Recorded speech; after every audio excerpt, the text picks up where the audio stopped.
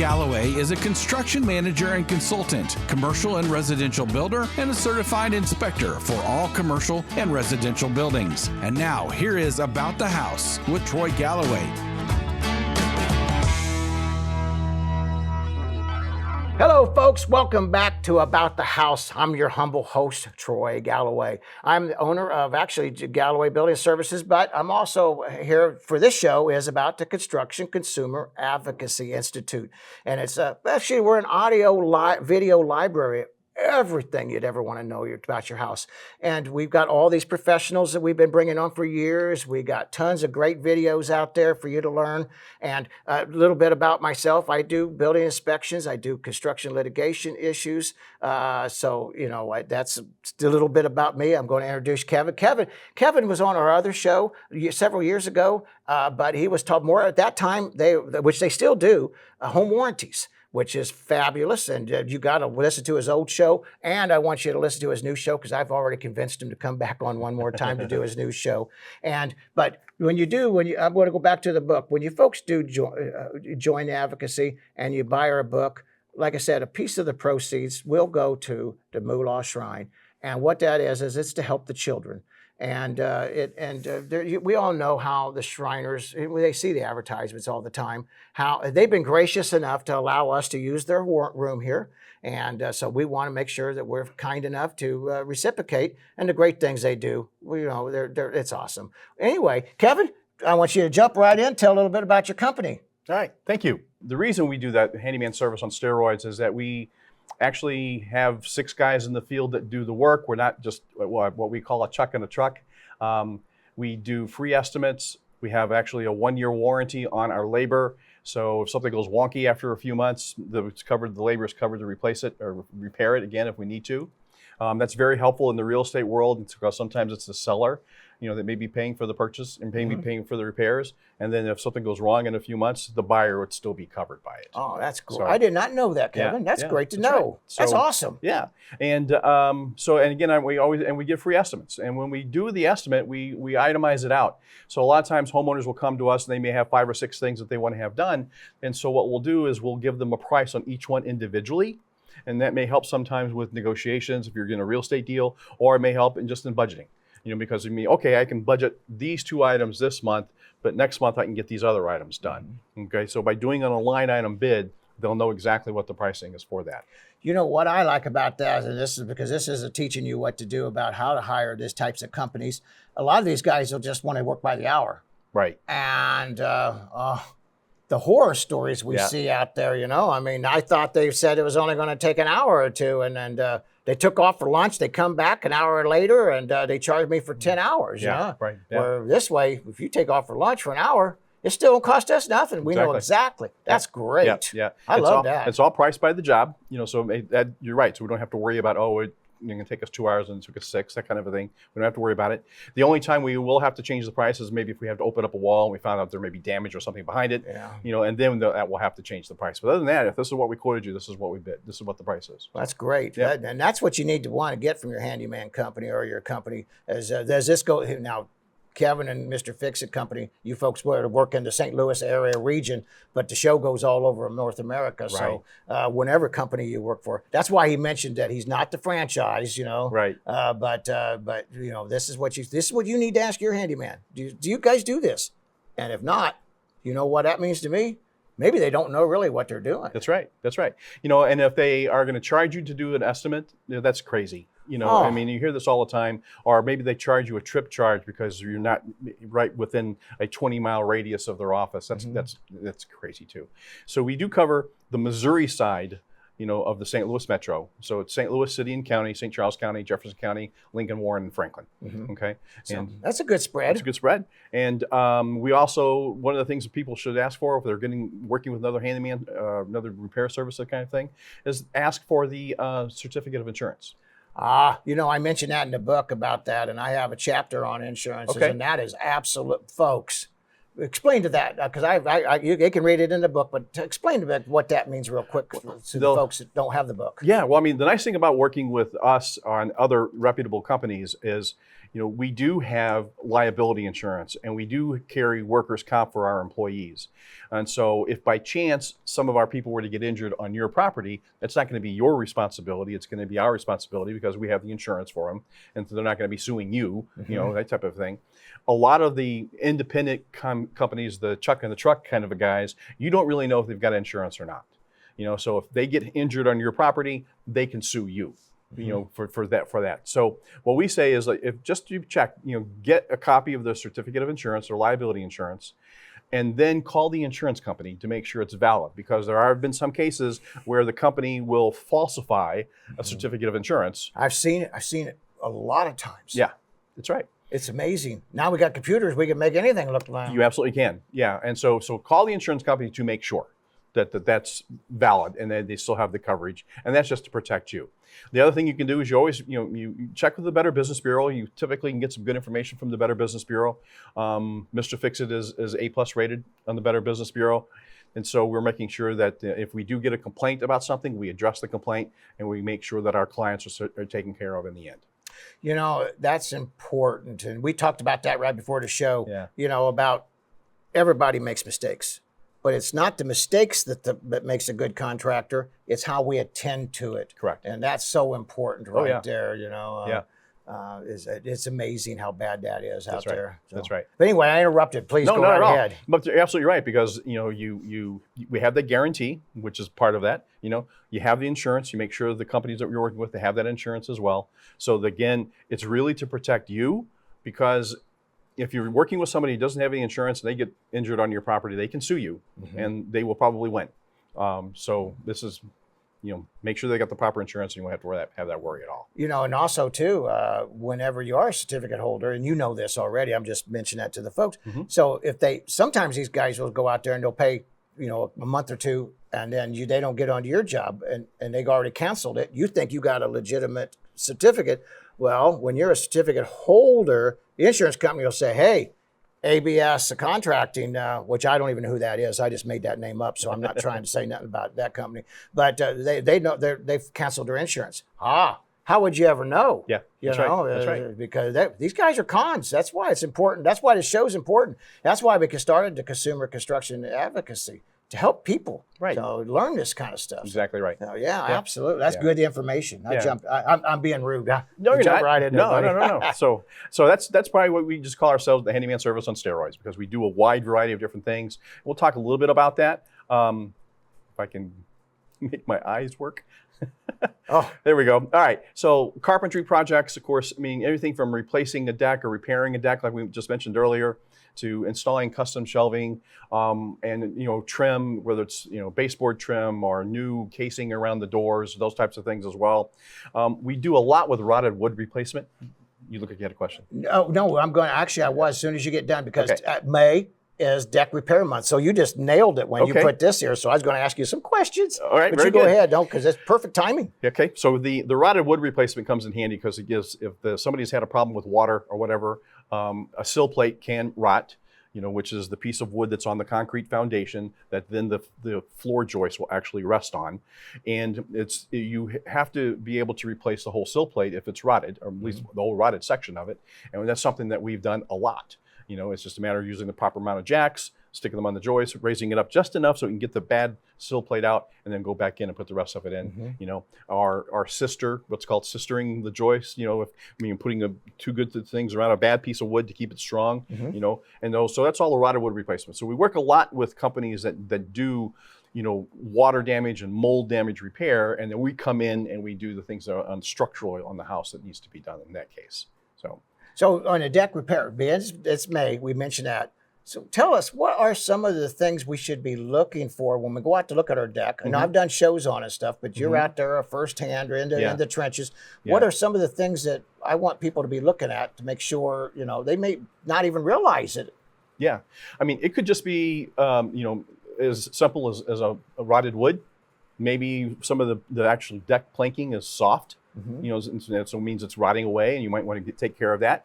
Maybe the stairs aren't coming down properly and sitting on a concrete pad. Maybe they're just still sitting on dirt, which will cause those stringers to rot as well and soften up. And then if you can get underneath your deck, look and see how it's attached, especially if you got something coming off the second story or even a few feet off the ground. You want to make sure it's attached properly to the foundation or to the structure of the house, not just with some nails or things along those lines, with its joist hangers, things like that, to make sure that it's all structurally sound. That's just a couple of things. Let me ask you, are you finding much on your deck repair? Remember how the guys have used the wrong nails on hangers forever. Right. And you could tell. Yeah. But are you having to replace many of that? Are you seeing much of that yet? Yeah, we still do. Yeah, you see, like, so you have to go in there with. So the guys are still making the same mistakes they've been making for 20-some years. And a lot of times it could be that it may have been the homeowner that put the deck in. So maybe they didn't pay to have it done, but they didn't know the proper way of doing it. But again, it could have also been somebody just didn't know what they were doing. One of them, what do you call them, a chuck in a truck? Chuck in a truck. Yeah, I love that. Yeah, they probably thought they was deck builders too. Yeah, exactly. Oh. And the rotted wood could also be around windows or doors, because you get the sill plate, or not the sill plate, but you get the trim around the window. It actually can rot because you get water in behind the flashing that should be there, and so then you can go in there and repair parts of that too. So. Now, what about termite damage? Now, Yeah. where we're at, we have a lot of termites. We're not as bad as southern states, Right? But we're better than some of the other states. But what do you see happen? What should we be looking for as a consumer for termite damage? What can we maybe hopefully see so we know to call somebody like yourself? Well, if you see trails of what look like mud on your concrete foundation, right, on the outside of it, or even on the inside, it means you've got termites someplace, because they don't like being out in the sunlight. So they build these mud tunnels to move around in. And if you see this on the outside of your basement or inside of your basement, you've got termites there, and you're going to need to have a termite specialist come in to remove them and take care of that part of it. All right, so you do the repair at a termite company. I just wanted to make sure to say it out loud. That's right. And actually, I just did a blog on this, and it should be coming out maybe this week because it is May. On termites. Okay. So and I did a whole series actually on termites, kissing bugs, stink bugs, ants, a whole bunch of different ones. But anyway, so and I see on the window and door repair, I see a lot of improperly installed windows and doors. Sure. And where that's rotted away. Right. That's right. And so what would be a sign that homeowners could be looking for? They may be to know that, because it is covered, with drywall, hopefully. Yeah. Well, I mean, one of the first things it could be you're seeing something as simple as water or some condensation on the wall. So there's something's coming through somehow. Okay. It may be the fact that the drywall feels damp. It might be as simple as paint underneath the window, on the drywall is actually bubbled. You see, so some water has got behind the paint, in between the paint and the drywall, and it causes that paint to bubble out. And so you got water coming in somewhere. And so that's one of the easiest things. And then the obviously one most people will notice is the wood's rotting. And they'll see that. But to try and catch it ahead of time, look for these things, whether the paint's bubbling or whatever. And we had a problem with that in my own house, and it was something around our chimney. And we actually had to have some specialists come in to replace the crown, on the chimney, because it was old and it had started to rot away, and water was coming down, and water will always find the least, the easiest way to get to someplace, right? Right. And it kind of goes where it wants to go. And so it came in through the house, and we started seeing bubbling coming up on the paint in front on our wall right there on where our fireplace was. And so we knew we had a problem, and so we had just had the roof replaced. So I had the roofer come out and take a look at that to see, again, if that was a problem, and then he goes, nope, we think it's the chimney crown. So that's when we had that taken care of. And it hasn't had a problem since it was done. Now, that's I'm glad you mentioned that about the chimney crown. Now, you don't do the masonry work, but, a lot of our chimneys are wood chases. Yeah. And with a metal cap. Do you all replace the metal cap? We can. On a single-story house, we'll do that. So I'm not going to be able to get you up on my 3-story, walk out, Sorry. on a mountainside. No, okay, no. well. Our workers' comp only covers up to a certain height off the ground. So that's my excuse too. So that's just some of the carpentry that we've done. But we've done everything from helping people build custom shelving. We've put we'll hang TVs for the people, things like that, or maybe build a custom cabinet, library type of thing, and put a TV or other types of things within their homes. So you got there's some skilled labor there. Oh, yeah. I mean, that's a little different than putting a sill plate in. I mean, that takes, of course, I'm prejudiced as a carpenter. That's a real skill there. Yeah, that's true. Well, that's true. That's great. That's great information, and that's good for you folks to look at. No matter where you're at in the country, if you see this, get a hold of somebody. That's right. Another thing we do is electrical work. Now, we are not licensed electricians, but really, according to the U.S. Electrical Code, you really only need a licensed electrician if you're going to be doing electrical panel work. You know, whether you're increasing the size of the panel or replacing the panel. And then you bring in a licensed electrician because they need to pull a permit to get all that stuff taken care of. But there's an awful lot of other things that we can do as handyman on steroids that doesn't require us to be a licensed electrician. Now that may change based on your municipality, so you need to check with your municipality. But for the most part, if you need just troubleshooting done on outlets or switches, things like that, we can do that kind of work for you. So if I got, which we see a lot in with the older homes, Vietnam era homes, aluminum wiring. And you folks can literally just take my old outlets out, my switches out, and put the right type in. We can. Yeah, awesome. We can do that. Yeah, and you do the proper connections and all that type of thing as well. You bet. And that's a good thing to think of, folks, because we all know about the aluminum wiring. And you could, of course, I got a whole bunch of videos and stuff on that, but that's good to know because when you do it yourself and you're a homeowner, that could hurt. You get shocked. That's right.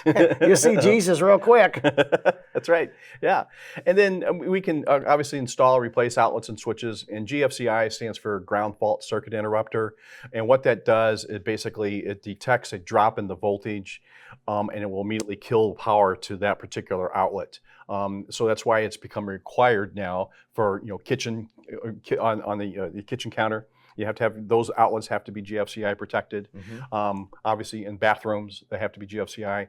Garages and outdoor outlets all have to be GFCI protected. Not necessarily the GFCI outlet that you see. It just has to be protected by one of those. Explain to the folks what that means. I know what you're talking about because sometimes they misunderstand. They might not. They will see a GFCI, right? But they don't understand that that's still connected. So explain to the folks what that means. Yeah, what that does is you may remember, gosh, what was it, probably 80s, 90s, even earlier than that, you kept hearing all these stories about people being electrocuted in their bathtubs, right? They would drop the blow dryer, in the tub. And I love you, honey. Yeah, that's exactly right. There was even some movies plot based around that kind of stuff, right? Yeah.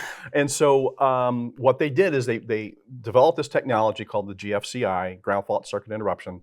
And what it does is that in case of somebody dropping a blow dryer into a tub of water, it detects that drop in voltage and immediately kills the power to those outlets that are protected by that GFCI. The ones that are following in line behind it. As well, yeah, that one and the ones that are hooked into line behind. I just wanted to make sure they know what that means. Yeah, absolutely right. Now, that doesn't mean you're not going to be injured. You could still be injured a little bit, but you're not going to be dead. So that's one of the things that they did. So now any place where there's a chance of water, again, basement, garage, outdoor, bathrooms, kitchens, the outlets there need to be protected by the GFCI themselves to protect the people that are living there. Also, too, we're finding on a brand new construction is that a lot of our GFCIs are literally going bad so fast because, well, we all know where they're coming from, so we don't need to get into the politics here. But they're not coming from America, and they're just so cheap that they're going bad before I can even finish the home. Wow. So with that being said, folks, check your GFCI. Oh, tell them how to check it so they can actually, without having to go out and buy a tester, how they could test it. Well, I mean, the testers you can get they're inexpensive. What, $10, $12, something like that? They're real cheap. And so you can get them at Home Depot, Lowe's, anywhere. Absolutely, and the big box stores, and you just basically plug it in to the GFCI, and then you have some buttons on top of it, and you can click the buttons, and it will tell you whether the GFCI is wired properly or if there's some kind of a fault. Okay, and it will tell you that immediately. A lot of them are installed incorrectly because they hired a company that didn't know what the heck they was doing. That's right. That's right. If you push the button and it doesn't work, that's a dead giveaway that it needs to be replaced. Yeah. So this is not important that we need to wrap that. I just wanted to take a minute on the GFCIs because I just feel we got to educate the people better on that. Well, I mean, it's code. I mean, it's required in all building from after a certain point. And again, and they made it retroactive. So if you were to sell a home that was built in the 40s, I mean, the areas that have to be protected by GFCIs have got to be protected by GFCIs now. So you have to pay for that work to get done. So, and the GFCIs have got 2 buttons on them. They got the test button, they got the reset button, right? And so you can test it and see what's going on with it. And then when you're done with that, you hit the reset button to bring it back online. So here's a good tip. Because of that, if your GFCI is working, and I know you know, Kevin, but if your GFCI is working and you want to know about the other outlets behind your GFCI, if they're protected with the GFCI, if you hit it to turn it off, you plug in on the other outlets that are around there, and if the outlets are no longer hot, meaning they're not energized and you can't run your radio or blender or coffee pot, then you know that that's protected. If it's still hot, then you know that that's not protected by the GFCI. Correct. So that's just a good tip for the folks to, know. Right. Exactly. I didn't do a video. I didn't need to do that. I need to do a YouTube video on that one. Well, that's a good idea. Show them how to test the GFCI. Yeah, I probably got a tester in the truck. Yeah, probably got more than one. Right, exactly. But we'll also help with installation of appliances, electrical appliances.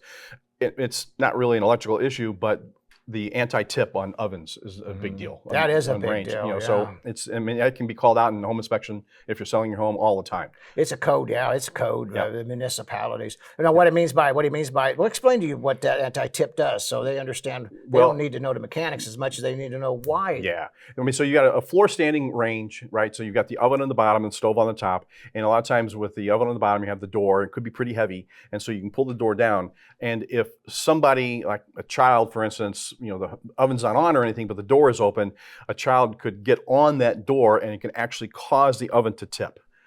And depending on it, what happens with the door, it could actually seriously injure somebody. And so the anti-tip, what that does is it's installed on the oven range and attached to the floor. So if the door is open and somebody were to lean on it, it's not going to cause the oven to tip forward. So, not allow the oven to tip forward, I should say. But then the smart thermostats are really getting more and more popular, and honestly, they just ain't like it used to be for us, where anybody could stick one in there and then wire it. So that's good to know. Yeah, there's some additional wiring involved with the smart one that a lot of people don't really. They may not read all the instructions and know that there has to be a common line.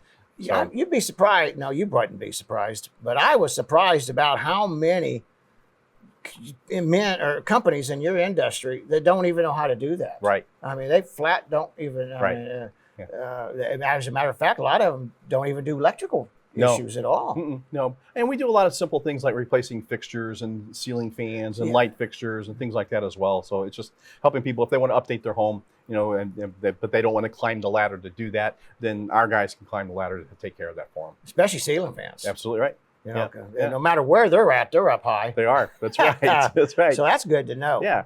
And we also do some plumbing. Again, we don't have licensed plumber on staff. You do need licensed plumbers if you're doing anything with stack or if you're running brand new supply and waste lines. Again, some municipalities will require licensed plumbers for just about anything in the house. There are some municipalities here in St. Louis that require a licensed plumber to change a toilet, which is... Is that stupid? It's a fee grab. But that's all that is. That's all it is, yeah. But anyway, it's required. But we've done a lot of bathroom remodeling, whether it's changing out the toilet, changing out the vanity, pulling out the tub, putting in new tubs, new shower surrounds, those types of things as well. We'll do that kind of work. We have some guys that are really good at tile. If they want a tile floor or they want to tile around their new tub, we can do that as well. In faucet repair and replacement, most faucets have cartridges in them, then they can go bad over time. Especially in Missouri, it's got hard water. The hard water scaling can get in there and build up in the cartridge and cause it to have some problems with constant dripping or leaking, that kind of thing. And those need to be changed. There's cartridges on the inside of the faucets as well as shower heads, and those types of things can frequently go bad. So, yeah. So if it's dripping, they might need to call a company. Yeah. Get them out there. And just change the cartridge. Yeah. And so remember this, because I think that's a good point, folks, is that, a lot of that is, like Kevin just said, can be repaired like this. A lot of these companies, they want to charge as many hours as they can. Right. They're going to say, oh, you need a whole brand new plumbing system. Right. I mean, that might be an exaggeration, but not quite. Yeah. I've seen them come in there and just make all kinds of crazy accusations. Sure. Absolutely right. Yeah. And so the other things, the new shower, bathtub installation, I mentioned that, and repair plumbing leaks. We can go in there and certainly can do those kinds of things. Works for me too. That's awesome. Yeah. And then we get into drywall and painting. We do a lot of drywall repair. You know, if somebody gouges a piece of drywall, moving a furniture or something like that around, you know, then we can come in and help them replace that part of the drywall. And, you know, it's easy to replace drywall, but the taping and the mudding is an art. Yeah. Oh, you know, boy. you got to know what you're yeah. doing. Yeah. So our guys are very good at that. So whether you've had a mold problem, you know, the mold company will take the drywall up to maybe 2 or 3 feet off the ground, you know, and then you need somebody to come back in and put new drywall there. I just referred you folks to a job one, just that very same thing from an attorney. Well, I don't think he cares. He's a great attorney, Benson. Okay. So he contacted you. And Yeah. So Okay. just for that same thing. Same thing. Yeah. And so we put the drywall back, and then if you know what you're doing with the mudding of the drywall, you won't see the seam. You know, so it looks like it's supposed to look. And that's so an art. It is. It truly is. You know, so many of these guys, we don't even want to go there. Some of the nightmares we see out there. I don't even know how you folks even fix some of it without just tearing it all out and doing it again. Sometimes so that's bad. what we have to do. Yeah. Sometimes we have to do that. You're absolutely right. And then painting walls, ceilings, and trim. Again, you know, if people don't want to paint their walls or paint their ceilings, we can certainly do that. You know, if we do a drywall repair, we would typically paint from corner to corner in that room to make sure the paint all looks the same. You know, make sure it doesn't have little flashing marks on it like it can get. So yeah, explain to the folks there, because I hear a lot of times, no, I only got X amount of money, and I understand I only got X amount of money too, but why can't you just paint that little piece? Yeah. You know, explain to them what flashing means, what it is that they're looking at, because I don't think a lot of folks actually understand the importance of what you just said. Right. I mean, flashing, and we may have all done this at one time or another, that you did a small repair in a room and you just paint that little section right there, but you notice that that part of the wall that looks different. And it's called flashing, right? Because it's now new paint and it's got old paint around it, so you can see the difference between the new paint and the old paint. And so if you've got multiple spots on the wall, you're going to have spots on the wall. You know, and that flashing is really going to be very noticeable. So what we do is when we do a drywall repair and we have to, you know, put in a new piece or whatever, we will paint from corner of the room to corner of the room and on that wall, so it's all new paint on that wall, and it all looks the same way it's supposed to look. So that's what we're talking. And especially when you get the right lighting on a poor drywall job. Yeah, you really see it. You really see it. Yeah. Yeah, and so that's great to know, and I'm glad that you explained that to the folks so they understand. You're not trying to upcharge them. You're trying to give them a good job that you're not embarrassed with. Yeah, well, they're going to want it to look right. You know, if they pay us to do it, so that is what will make it look right. So. Yeah. Great. And then we do some cabinet painting and refinishing as well. So, we'll talk about cabinet painting and refinishing a little bit before we move on, because what are we doing here in refinishing, painting? You know, I know that we're seeing a lot more of this than we've ever seen before. Right. Yeah. So, because maybe the cabinets are good quality cabinets, but they don't like the dark colors, or maybe even they don't like wood colored, you know, cabinets. You see that more and more nowadays. You sure do. And so what happens, you have a process where you have to go through and you got to clean the cabinets and you got to make sure you're getting all the oil, all the grease built up from people's hands and cooking, and then once you've got it down to a surface, and that's not stripping all of the stain off, it's just cleaning the outside that's on the stain, because then you can prep the cabinet properly and then you can paint it whatever color they want.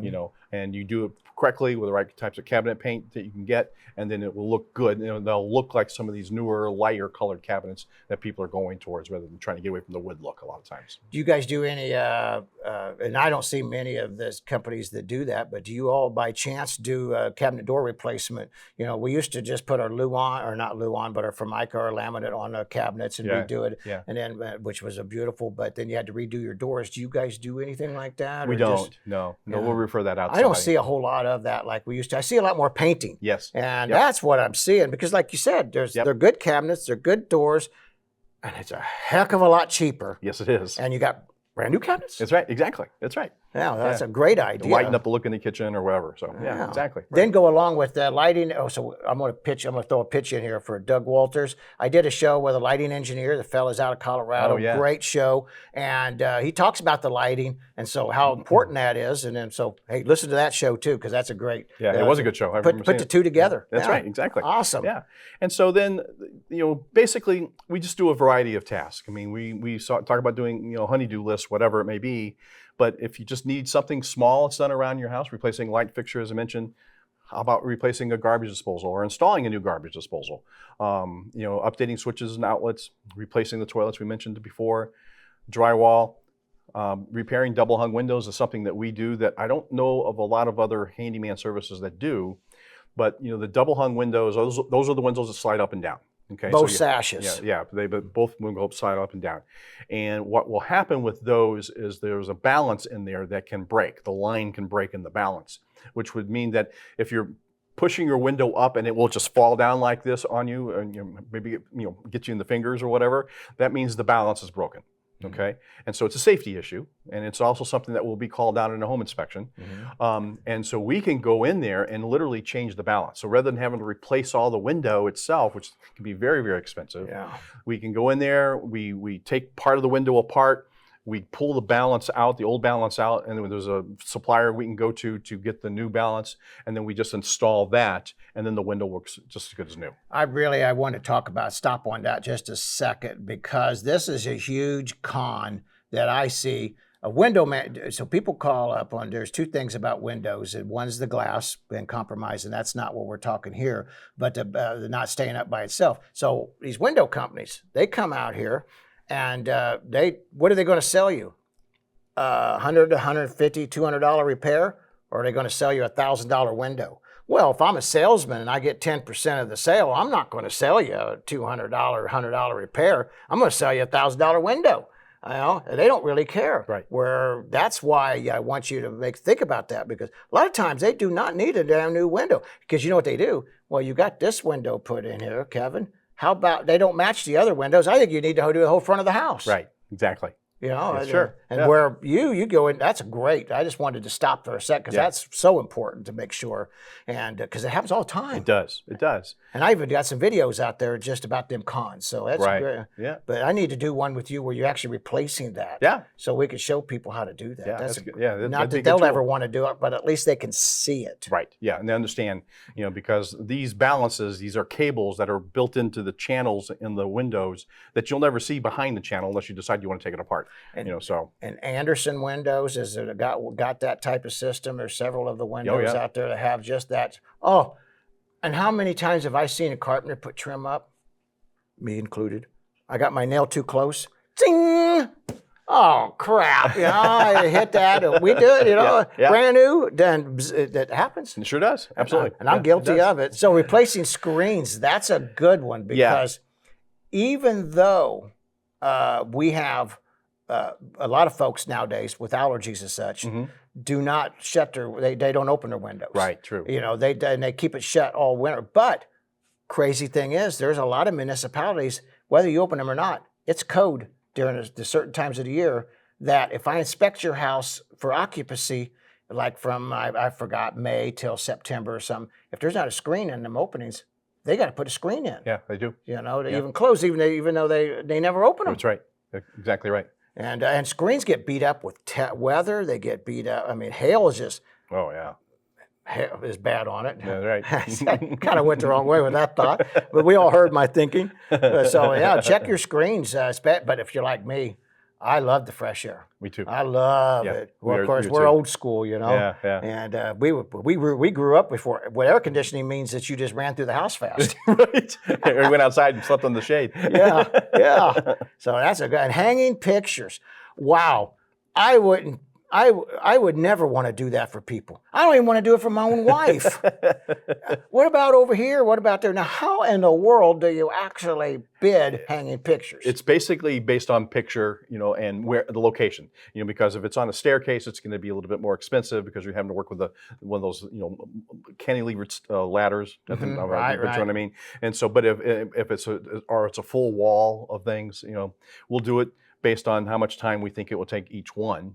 In fact, one of the things, hanging pictures, we also had one of our jobs where we were hanging a bunch of mounts. This family was a big hunting family. And so they had gone on safaris, and they had gone on safaris in Africa. They had to have things hung. They had to have everything from deer and elk and bear and everything else that needed to be hung. And so we priced that out for them and went where they wanted to put it, and we went from there. Okay. That's awesome to know. I got a few questions here because I know we're coming to the end here that I've been asked here. Now, I want to talk a little bit about how, because you guys are professional and you handle this always right, but what happens if you tell me I'm going to be here how's the best way for a company to handle this? I'll tell you, I'm going to be on a job on Wednesday, but because of whatever could have happened, maybe the weather or, later or something, how should a professional company like yourself, how do y'all handle that? Because you need to make sure this kind of communication's in the contract. Sure, absolutely, yeah. What we do is we are in constant communication with the clients. The way we work is that they call, set up an estimate appointment, and we come out there. Estimates are always free, as I mentioned earlier, and then we give them the line item bid. And if they accept it, then we take a look at the work calendar and we say, okay, we can have a guy there on Wednesday, and we'll start at 8 on most days. Or if it's going to be a smaller job, we might say we can't get there until 1 that day, but we'll be done that day. Sometimes we'll start a job in the afternoon, but then we know it's going to be a 2.5-day job, that type of a thing. But we're always just letting them know. Say, okay, we're going to be, such and such is going to be there at this time during the day. And if you're not going to be there at 8, we'll be there about 10, maybe be there at 2, whatever. But then they'll come in and they'll start the work at that time. And we just want you to have the work area relatively clear, so we're not having to move a lot of furniture around, that type of a thing. But we will bring drop cloths and we bring booties and we bring those types of things, so we make sure we're not disrupting their house or bringing in any more dirt than we need to. That's a mark of a professional company right there. Yeah. So that makes a big difference. Well, so that's I get with that. Now, you and I talked about this before the beginning of the show. Actually, talk about my job. And I talk about this in the book about deposits. And so I talk about, this is a perfect example where sometimes you got to have a larger deposit or a down payment. And the reason we have to do, as I speak in the book, is it's the only way you're going to make a legal contract. But then, little or big jobs, I always say, you don't need to put all that money down. But on these smaller jobs, and I talk about that in the book, you have to put more down. Explain to the folks why it is from your perspective, because I'm a builder, so I look. Sure. I'm in another world. So right. To explain to them is because it is important that they, it's not the same thing. And right. I talk about that, but I want you to embellish on that if you would. No, I mean our typical contract requires 50% down, and that is what gets you on the work calendar. Okay, because that may be may have to buy materials, or obviously we're going to be paying our people during that time, and then the remaining balance of the contract is due once the work is completed to their satisfaction. And so that's just the way it's set up. And so we'll work with them. We do take credit cards as well. So it's a lot of times people will use their credit card because they get points on their travel cards or whatever. In real estate transactions, there are times when we have taken payment at closing, because that's something that that just worked out ahead of time with the seller. I like that with the credit card. And actually, I need to put an addendum in the book about that, because if they did it by credit card, that gives them a certain level of protection too. It absolutely does. And if a company isn't qualified to take a credit card, maybe that's not the company you want. Yeah, that's true. Maybe that's, we're talking Chuck in a truck that's still drunk, That's right, exactly, yeah. And that's because we do worry about that, but that would give them, you taught me something. I need to put that into okay. The next version of the book, I'll add that in there. That's a great protection. Yeah. It is, right, because then they can dispute the charge if there's a problem, and the credit card company will always take their side, in a dispute like that until it's proven otherwise. So that gives them some more leverage to make sure that things are actually done correctly. But don't think you're going to rip anybody off because the credit card is, because all he has to do, as everybody knows, I do construction litigation work.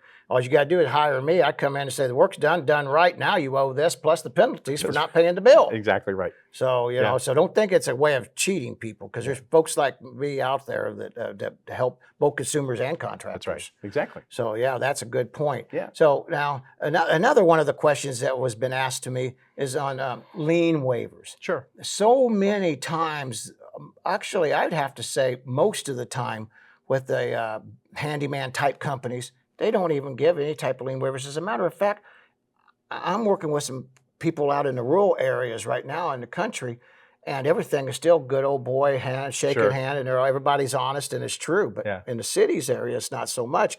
But lien waivers, they don't even know about lien waivers, and a lot of the smaller companies, they never give a lien waiver. True. So how do you guys work that? Yeah. We're happy to provide lien waivers for any of our clients, but honestly, we get requests for lien waivers most often for in a realty transaction, okay? Because maybe the seller is paying for some repairs, and so we not only have to have paid receipts, but they also have to have lien waivers to go to closing, okay? And so those are just provided as a matter of course once the job is done. Yeah, just to prove Yeah. that the person has been done. So that's a Exactly. protection for the buyer. That's exactly right. But any homeowner can request them, and we'll be happy to provide it once the job is done. Here's your lien waiver. It's a good idea. So, Yeah. I mean, it's just a matter of a few moments of worth of work. Yeah, So, exactly. well, that's awesome. So that was all I had put together to talk about here, unless you have some other questions. For Well, me.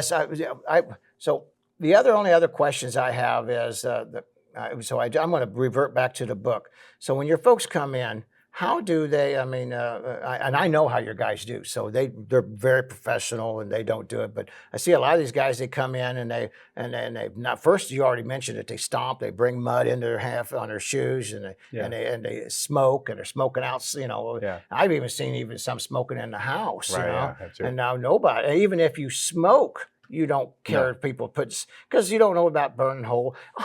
I have literally seen, when we back in the late 80s, in the early 90s, we was doing a lot of track homes, building track homes. I cannot even tell you how many people I've brand new homes, and there are cigarette burns in the vinyl flooring. Oh my gosh. Yeah. I mean, so that's crazy. So how do you? I don't even know if any of your folks even smoke.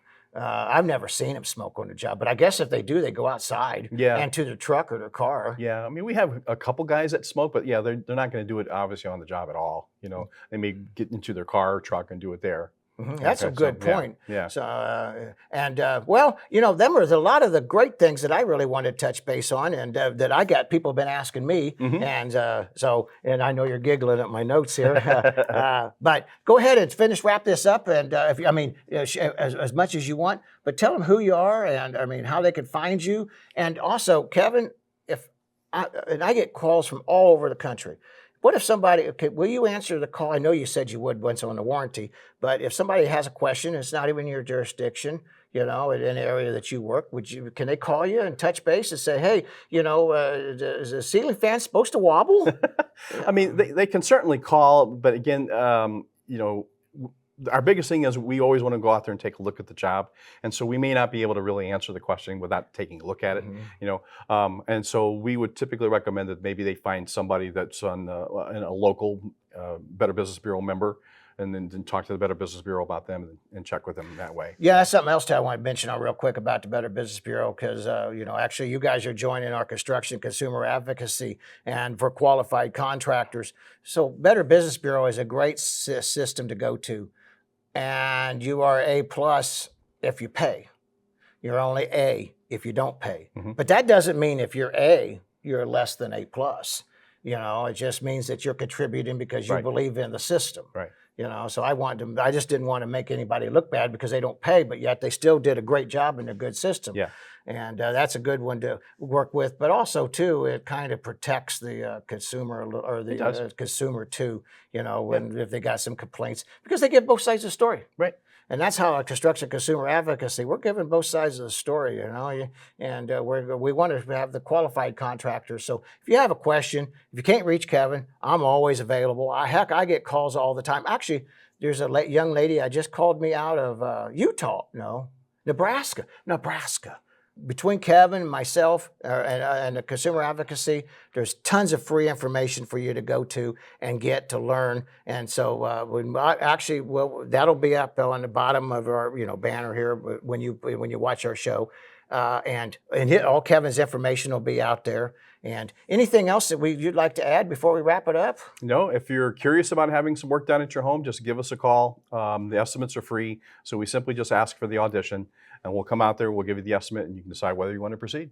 Well, I highly recommend you, and I do really want you guys to come back and talk about the home warranty again. Okay. Because I know we talked about that 5 or 6 years ago, so things have changed. Yes, they have. And the world has really changed. And folks, thank you for watching. Hey, once again, I wanted to share with you, if you folks anybody that purchases our book, you can now get it on Amazon.